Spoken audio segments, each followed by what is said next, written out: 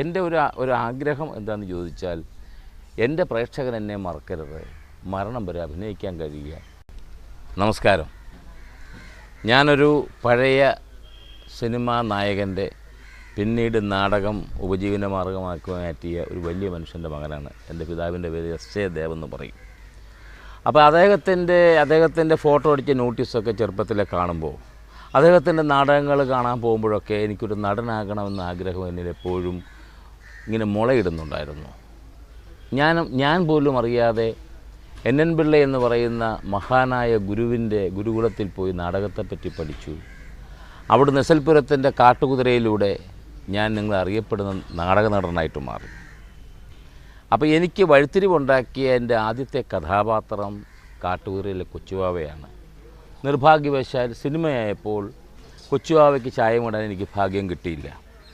അപ്പോൾ അതിൻ്റെ ഒരു ഫീലിങ്ങിൽ ഞാനിങ്ങനെ നടക്കുമ്പോൾ ഞാൻ നാന എന്ന് പറയുന്ന പത്രത്തിലെ വീക്ക്ലിയിൽ ഞാൻ എൻ്റെ ദുഃഖം എഴുതി.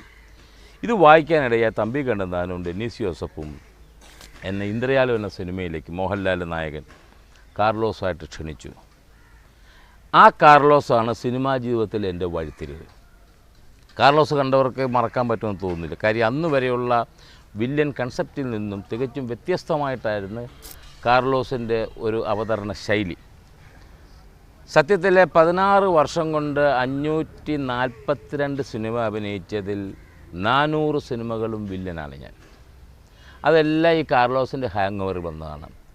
അപ്പോൾ ചില താരങ്ങൾ പറയും ഞാനിന്ന് വില്ലൻ ചെയ്യില്ല, വില്ലൻ ചെയ്താൽ ഓഡിയൻസ് എന്നോട് വെറുപ്പ് വരും. ഇല്ല, ഓഡിയൻസിനറിയാം ഇത് സിനിമയാണെന്നറിയാം, അഭിനയമാണെന്നറിയാം.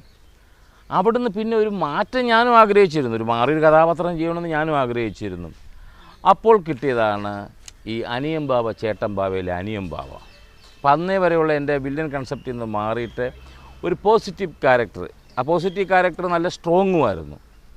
ഇത് കഴിഞ്ഞ് കുറച്ചുകൂടെ സിമ്പതി കിട്ടുന്നൊരു ക്യാരക്ടറിന് വേണ്ടിയിട്ട് ഞാനിങ്ങനെ അന്വേഷിച്ചിരിക്കുമ്പോഴാണ് ഞാൻ സ്വന്തമായി സംവിധാനം ചെയ്ത അച്ചാമക്കുട്ടിയിലെ അച്ചായൻ ക്യാരക്ടർ ഞാൻ ചെയ്യുന്നത്. അപ്പോഴും ഞാനൊരു പരിപൂർണ്ണ സംതൃപ്തനായിട്ടില്ലായിരുന്നു. ഇത് പോരെ, എനിക്ക് കുറച്ചുകൂടെ ഒരു നല്ലൊരു പോസിറ്റീവ് ക്യാരക്ടർ ചെയ്യണം. ഈ വില്ലൻ ഇമേജിൽ നിന്ന് മാറി വില്ലത്തരം ചെയ്യുന്ന ഈ വില്ലൻ അഭിനയിക്കുന്ന മോശമെന്നല്ല ഞാൻ പറയുന്നത്, എൻ്റെ ചോറതാണ്, എൻ്റെ കുഞ്ഞുങ്ങളുടെ ചോറതാണ്. അങ്ങനെ നിൽക്കുമ്പോൾ മലയാള നാടകവേദിക്ക് ഞാൻ പരിചയപ്പെടുത്തി കൊടുത്ത ഒരു ശക്തനായ നാടകൃത്തുണ്ട്, ബെന്നി പി നായരമ്പലം. അദ്ദേഹം ഒന്ന് സിനിമയിൽ വളരെ തിരക്കാണ്. അവൻ എനിക്ക് തന്നൊരു ഗുരുദക്ഷിണയുണ്ട്, അതാണ് തൊമ്മനും മക്കളിലെ തൊമ്മൻ. അപ്പോൾ എൻ്റെ ഈ തൊഴിലിൻ്റെ ഗ്രാഫ് ഇങ്ങനെയാണ് പോകുന്നത്. തൊമ്മനെ കണ്ടവർക്ക് ഇന്നലെ വരെ കാണിച്ച രാജൻ ബിദേവിൻ്റെ വില്ലത്തരങ്ങൾ മറക്കാൻ പെട്ടെന്ന് സാധിച്ചു. തൊമ്മന് ശേഷവും ഞാൻ വീണ്ടും വില്ലൻ കഥാപാത്രങ്ങൾക്ക് ജീവൻ കൊടുത്തിട്ടുണ്ട്. അപ്പോൾ ഇതെൻ്റെ തൊഴിലിൻ്റെ ഭാഗമാണ്.